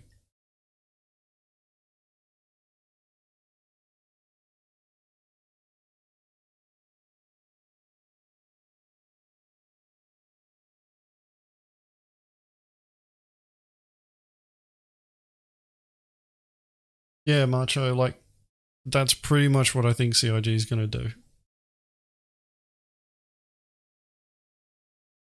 Parole officer game loop.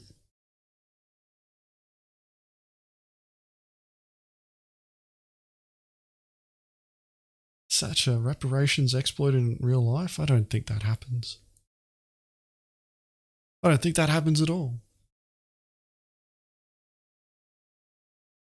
Alright, so that was the third video that was voted on. Now, we've got one more video, and this one didn't go up for vote. It was going to be up for vote for next week, but the title of it pretty much caught my attention, and I was just like, yeah, I want to do it this week. So, we're going to do this one.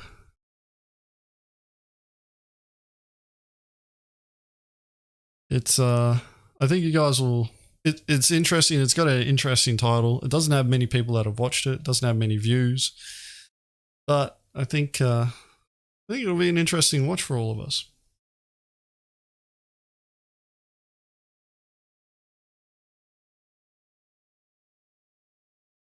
So,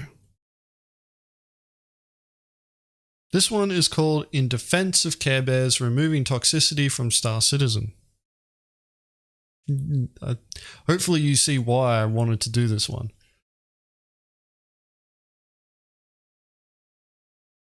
So, I haven't watched this yet.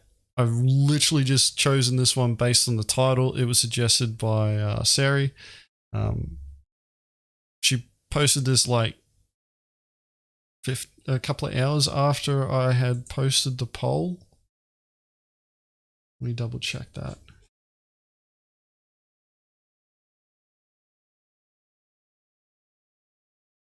Yeah, a few hours after I'd posted the poll. I guarantee you that if she'd gotten that... Actually, no, it was more than a few hours. It was nearly a day later. Time's a difficult thing for me. I live in the future. And sometimes it's easy to forget the people who live in the past. All right. So this is In Defense of Carebears, Removing Toxicity from Star Citizen. Let's see how this goes. There's been a pejorative word making the rounds in the community that I'd like to address.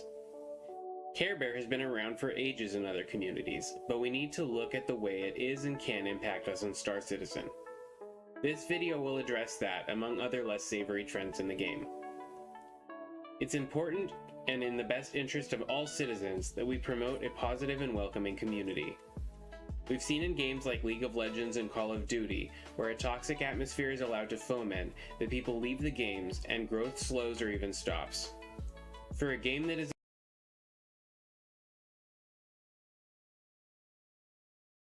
I'm pretty sure like the Call of Duty franchise is one of the most popular franchises on the fucking planet, and League of Legends, like, even with its toxicity, still makes hundreds of millions of dollars a year. Pretty sure they're doing just fine without having to cater to Carebears. Let's keep this going. in its infancy, this is untenable. When a game gains a reputation for toxicity, new players are put off and less likely to become involved in the community, which means that they're much less likely to recruit their own social circle, and retention drops. Several things contribute to this toxicity: negativity, trolling and griefing, lack of interest in helping new players, and gatekeeping. Negative player attitudes and insults bring down everyone, and it makes it more difficult to find common ground. There are always people who are less likable, and we can't remove them from the game. We may even occasionally be them from time to time, but it's important to reduce those instances, and while we all have bad days, it's in our best interest to control and neutralize the negative responses to them, lest the negativity grow and spread. The game is already relatively difficult to get started in. Just pay attention to the chat during free fly events, new user posts in groups, Reddit, and watch videos made by established gaming channels trying out the game. Some, actually a lot, of the tribal knowledge that we use on a daily basis to enjoy or even just mitigate frustration in game and that we take for granted are completely unknown to the wider population of new players. This is exacerbated by the fact that there isn't any semblance of a tutorial. To aid in this, there are several great videos by content creators such as Board Gamer, Avenger, Morphologist, Noobifier, Ollie, Level Cap, and these help new players, so even if we don't want to take the time to babysit, we can. The fact that he's trying to fit a razor in the back of this cutlass is actually starting to get annoying. Like, it just, you're going to have issues.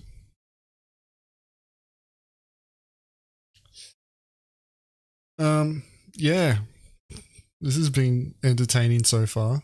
Pretty much anybody that plays the game in a way that, you know, is aggressive is just bad for the game itself.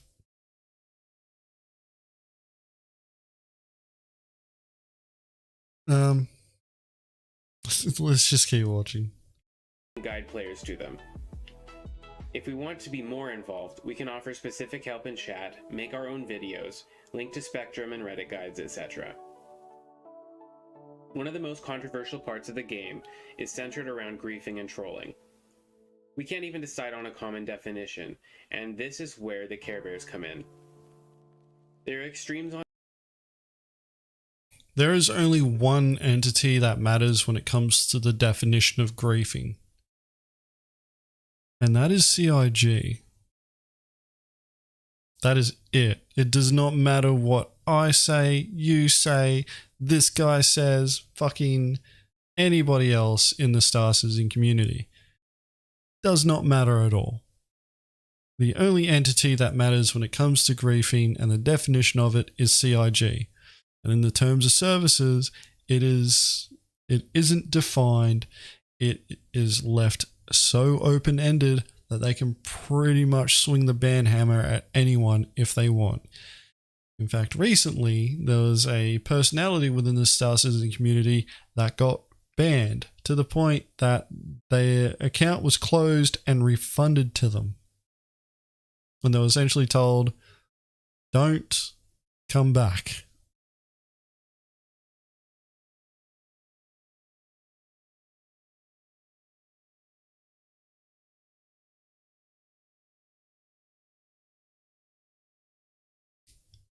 Anyway, let's see how Carebears come to the rescue here. Let's see what powers they use. On both sides, and I argue that each of these sides is very wrong. We don't want an easy mode game with the ability to turn off combat or eliminate risk, because unless there is difficulty, risk, and work involved, the value of gameplay is empty. PvP sliders are antithetical to the Star Citizen experience. At the same time, the idea that, quote, it's a PvP game, so any technically feasible gameplay is legitimate, should also be off the table. We already know that the Crimestat system is arbitrary at best, and not a one of us with any significant playtime has escaped the wrath of a Crimestat bug. There are also significant errors which allow players to escape a Crimestat, or at least any meaningful Crimestat, and literally get away with murder. Incapacitating someone and dropping them with a tractor beam for a single example. The system is far from perfect, and while we can't always trust people to be their best selves, we can hold ourselves accountable to some sort of honor when making decisions about what kind of gameplay to engage in. Does the amount of time I'm investing in this activity correspond to the amount of time I'm costing other players? I'm looking at you, guy who nuked a ship meet. If the Crimestat and Death of a Spaceman systems were effectively implemented, would I engage in this activity? If the only reason you're doing something bad is for the lulz and because there are little to no consequences, is it ethical behavior? Is there actually any benefit for me other than ruining someone else's enjoyment of something that I enjoy? So this is a mentality here, and I always find it funny because what this person is essentially doing is projecting themselves into the other person's shoes and going, well, why would they be doing this? You know, like, why would they find this fun? I don't find this fun. So they obviously must be, you know, like a piece of shit because I don't find that fun.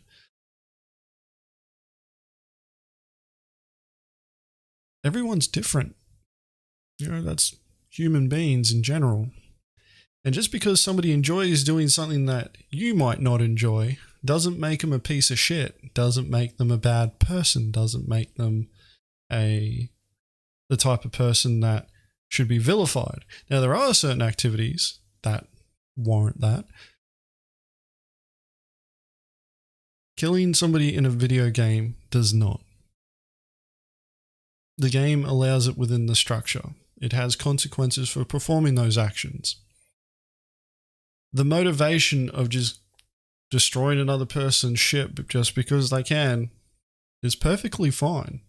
And it is up to CIG to design the game to discourage that type of behavior, which they have done through the Crimestat system.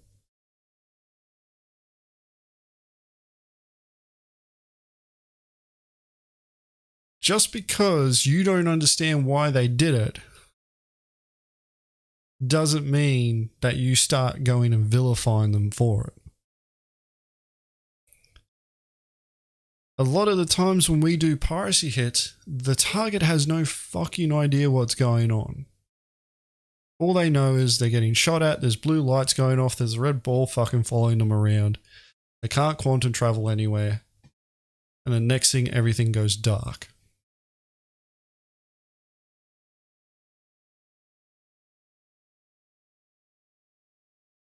Somebody will be trying to call them. We'll see them get out of their chair and then their ship explodes because we shot it and destroyed it.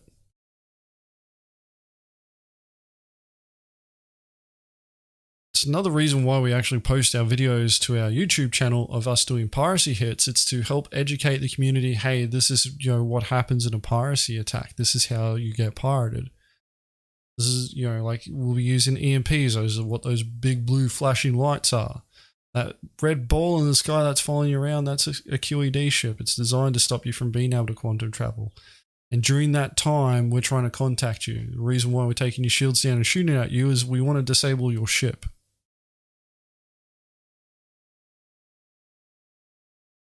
But in the mind of that person who's flying that ship, who has no idea, no context of what's going on at all, they've never encountered pirates, as far as they're concerned, they're getting attacked by griefers.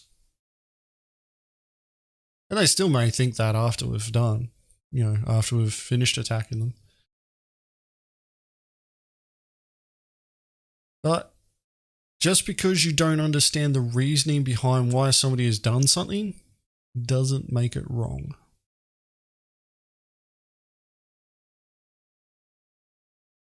Will I gain money or items or non-schadenfreude enjoyment? Is there any challenge or skill or other benefit to me? It's not that hard to shoot down a prospector. If not, then all you're accomplishing is wasting someone else's time, and time is money.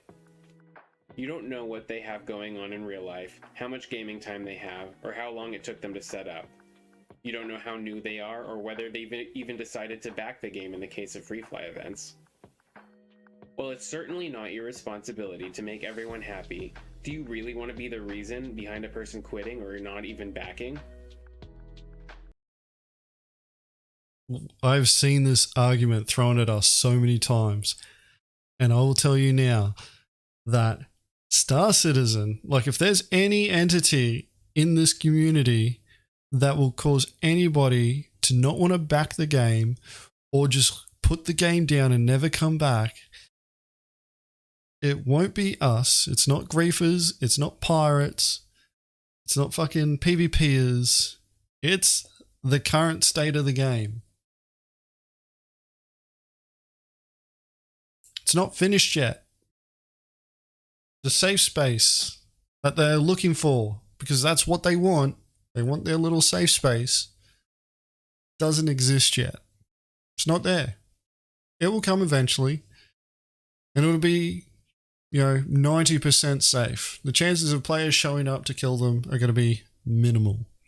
They'll probably do it once, and then they'll be like, I'm not doing that again because the consequences were way more than what I'm prepared to deal with.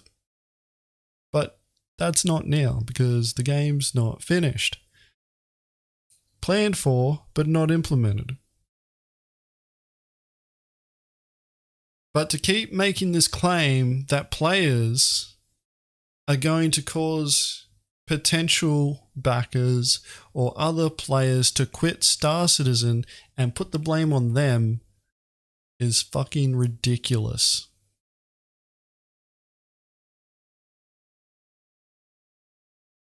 Like Star Citizen itself, the state of Star Citizen, is more than enough of a deterrent for most people to not want to back the game or play it.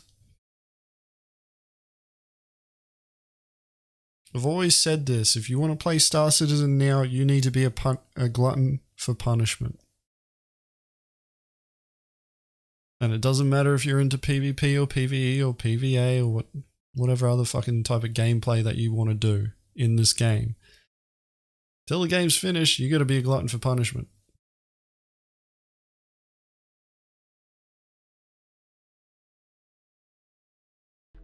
I was intentionally preventing others from having fun with no personal incentive, repeatedly killing someone so they can't leave an area, harassment, extortion, and then breaking the contract, charging someone for safe passage and then killing them after they pay you.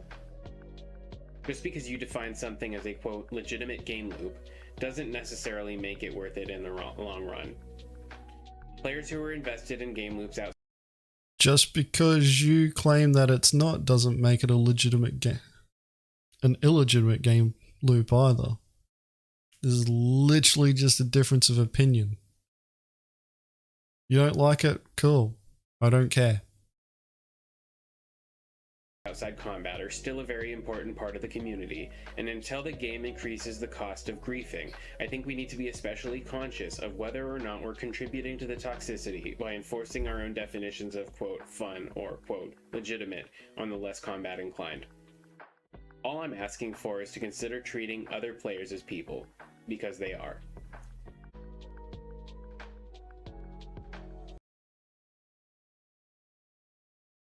So, I don't think this ever gets done, that other players who are less combat inclined, as this person says, gets treated as less than players. This is a feeling that this person is having because they got killed and they didn't say go, or they didn't consent. They didn't want this PvP encounter, but it happened. They didn't like it.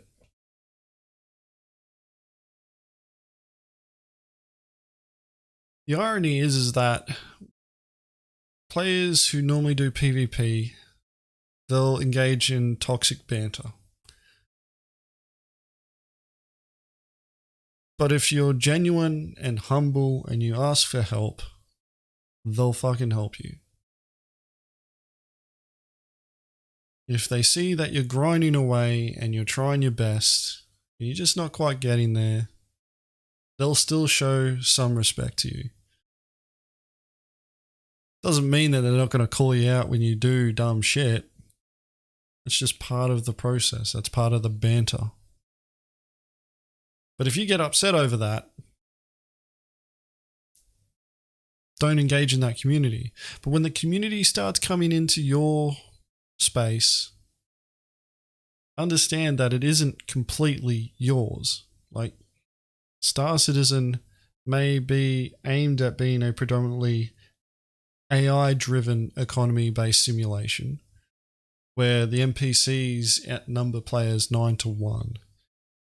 But that doesn't mean that there's only PvE in the majority of the game and then there's like these little pockets of PvP. where only PvP can happen. Todd Pappy said this, I think it was about a year ago now. There will never be a 100% safe space in this game. You know, he threw out vague numbers. He said, like, you're going to see pretty much 90% safe space, 10% danger. And then in, you know, criminal areas, it'll be 10% safe, 90% danger. Now,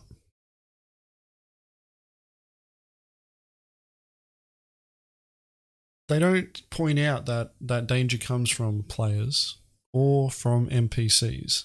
They just say that, you know, the danger is always going to be there in some way, shape, or form. But the encounters that you're going to have, if you're going to have such a negative reaction to them, like a player showing up, shooting you and destroying you, wait until the AI is brought up to a level where you can't compete against them. And you're going to have to engage with those players who have the skill sets to be able to go and fight them. To fight that more difficult AI. Like right now, you know, like I find it funny when I see people saying pirates have got it easy mode. It's like, fucking dude, you claim to be a bounty hunter. You literally get a marker to see where your target goes wherever they go. PvE bounty missions are literally just point and click, go to the location where the target is, show up, point and click on it until it fucking explodes. And then the numbers go up in your wallet.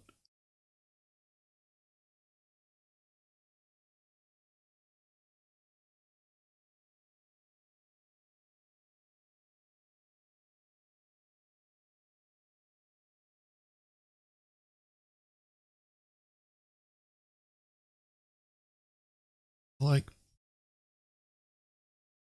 this notion though that you don't treat players like humans if you do PvP or you're like attacking other players. It's ridiculous. It comes from self-reflection of that individual who got attacked. And then going in chat and complaining about it. It's like, okay. The person who attacked you probably doesn't care. So why bother complaining about it? Put yourself in a better position next time. There's safety in numbers. You know, play the game smarter. Treat yourself like a human being to start off with and use some intelligence. Play the game with intelligence. The last pillar of toxicity is exclusivity and gatekeeping. Whether someone has invested $40 or $20,000, they're invested in the game just like you. Some people are playing on aging laptops, and some people are running $3,000 gaming monsters with Virpils and a cockpit setup. The game is already limited to a player base on PC only, and on top of that, the system requirements mean there's a higher than normal entry cap just to run the game, aside from time investment on learning how to play any of the game loops, let alone master them. Pushing players away by any means is bad for all of us because it removes future funding from not only that individual, but also from anyone they would have recruited and their subsequent recruits down the line. We all love the game or we wouldn't be here, and I just want to ask everyone to consider how their actions reflect on the community and potentially affect the long-term success of this game as a whole before acting in a way that has minimal short-term benefits and long-term negative outcomes. I welcome your input and I look forward to thoughtful and respectful discussion, even if we don't agree. Please consider subscribing if you found this to be useful, as I'm making more content regularly. Also, consider following me on Twitch and helping me reach affiliate. Thank you all for taking your time to listen and give your feedback. See you in the verse.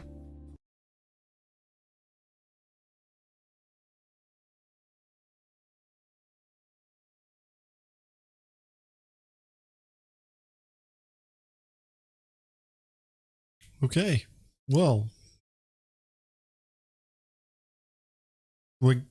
people are gatekeeping because they've got better PCs than others? Or they paid more for ships? The fuck are they on about?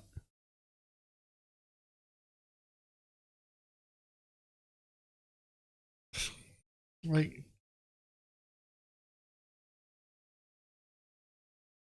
I don't know, if you can't afford to purchase the PC setup that you need to be able to play Star Citizen, there's probably more important things that you need to be spending your money on.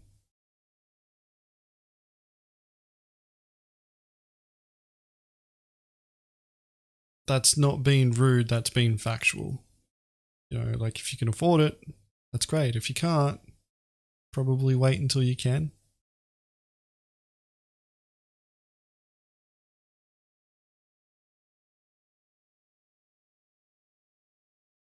Like, yeah, I don't know really how to react to that last point.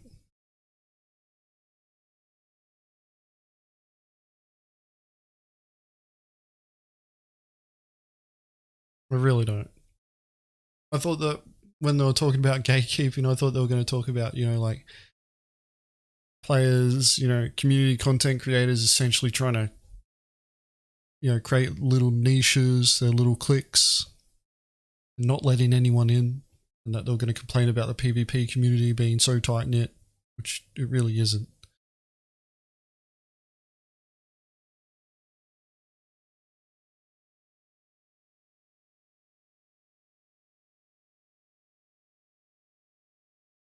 Dobbs, cut that out. Stop advertising for a company that hasn't sponsored us yet.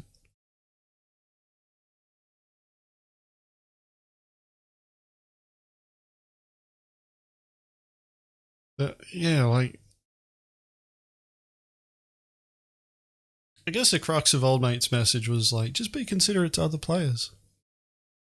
You know, just because they don't want to get into PvP doesn't mean you need to be a dick to them. You know, be considerate of them. It's like, okay.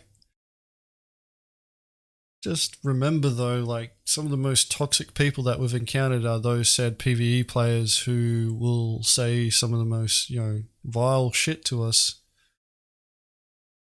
because we put them in the position that they're in. Like, you know, like you see it in, what was it, our episodes of the Mongrel Piracy Academy. Like there's a little snippet there. Go and watch it. It's there. It's in every one of the videos. And that's just one example of the type of behaviors that we encounter. And it's a regular thing.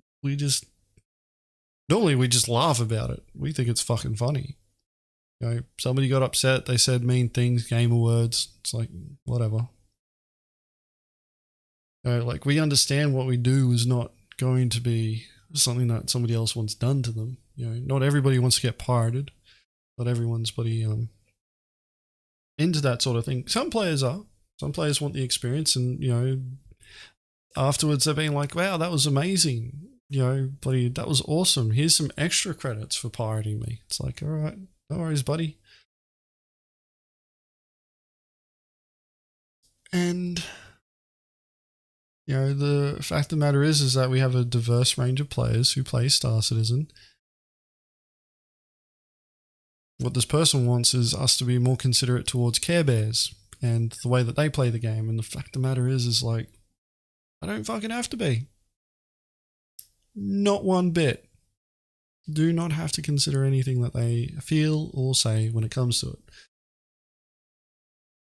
If they don't want to stick around, then that's their choice. They don't have to.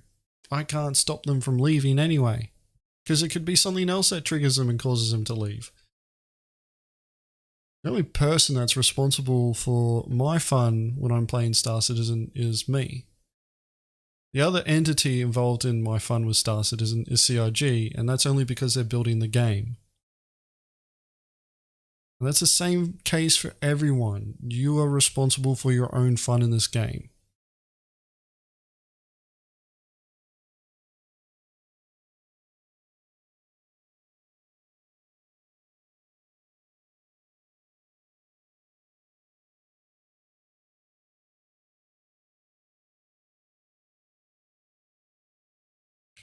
Jack Axon wants to be pirated all the time. That's because he's fucking done so much cargo hauling, he can do it backwards. Have you seen his landing videos? It's ridiculous. And he'll do it with a bloody caterpillar full of cargo. It's like he just spins the mouse and just puts his hands in the air and just lets it go. Fucking tells Jesus to take the controls.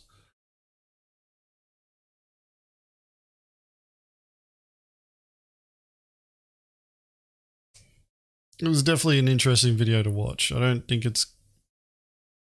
that person may gain traction. I don't know. Jesus take the host ass. Yes. Exactly. Jesus take the host ass.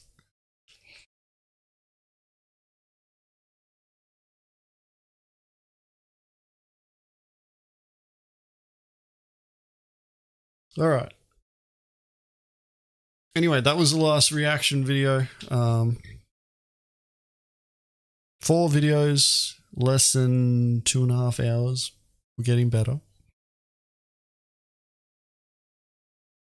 Just a reminder, I put a ban on Minion Soldier videos for reactions because I don't want to be just sitting there just bashing on him the whole way through. It's literally just an opinion piece.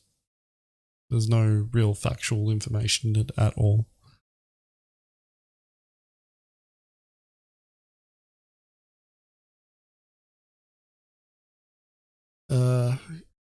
Yeah.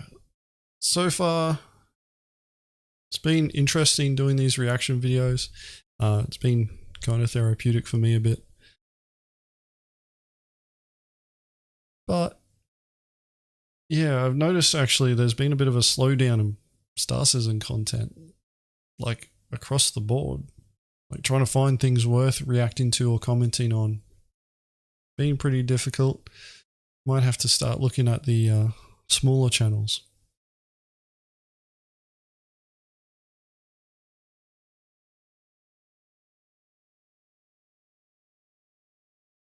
But yeah, thanks for watching, everyone. So far, it seems to be a pattern that I'm doing this stream at the same time every week, although that may change. For me, it's like 1 o'clock in the morning when it starts, which is actually not a bad time for me to be doing it because all the kids are in bed asleep. We'll keep this going for the foreseeable future. I am considering bringing back an extra show as well. One that's a bit more familiar, but we'll have to wait and see how 318 goes because if 318 ends up making us as busy as what I think it will, then I probably won't have time for it. But anyway, thank you very much for watching, everybody. Next stream should be around the same time next week. If not, you'll see the notification get posted up anyway. Make sure you share, like, and subscribe. We've noticed a slowdown in subscribers and views on our videos too. We've got a video coming out this Friday for the rest of the world. It'll be like early Saturday morning for me. It'll either be a shipboarding or a spelunking trip for some pirates. Depends if I get my video done first. Anyway, once again, guys, that's it for me for tonight. Thanks for watching, and I'll catch you all next week.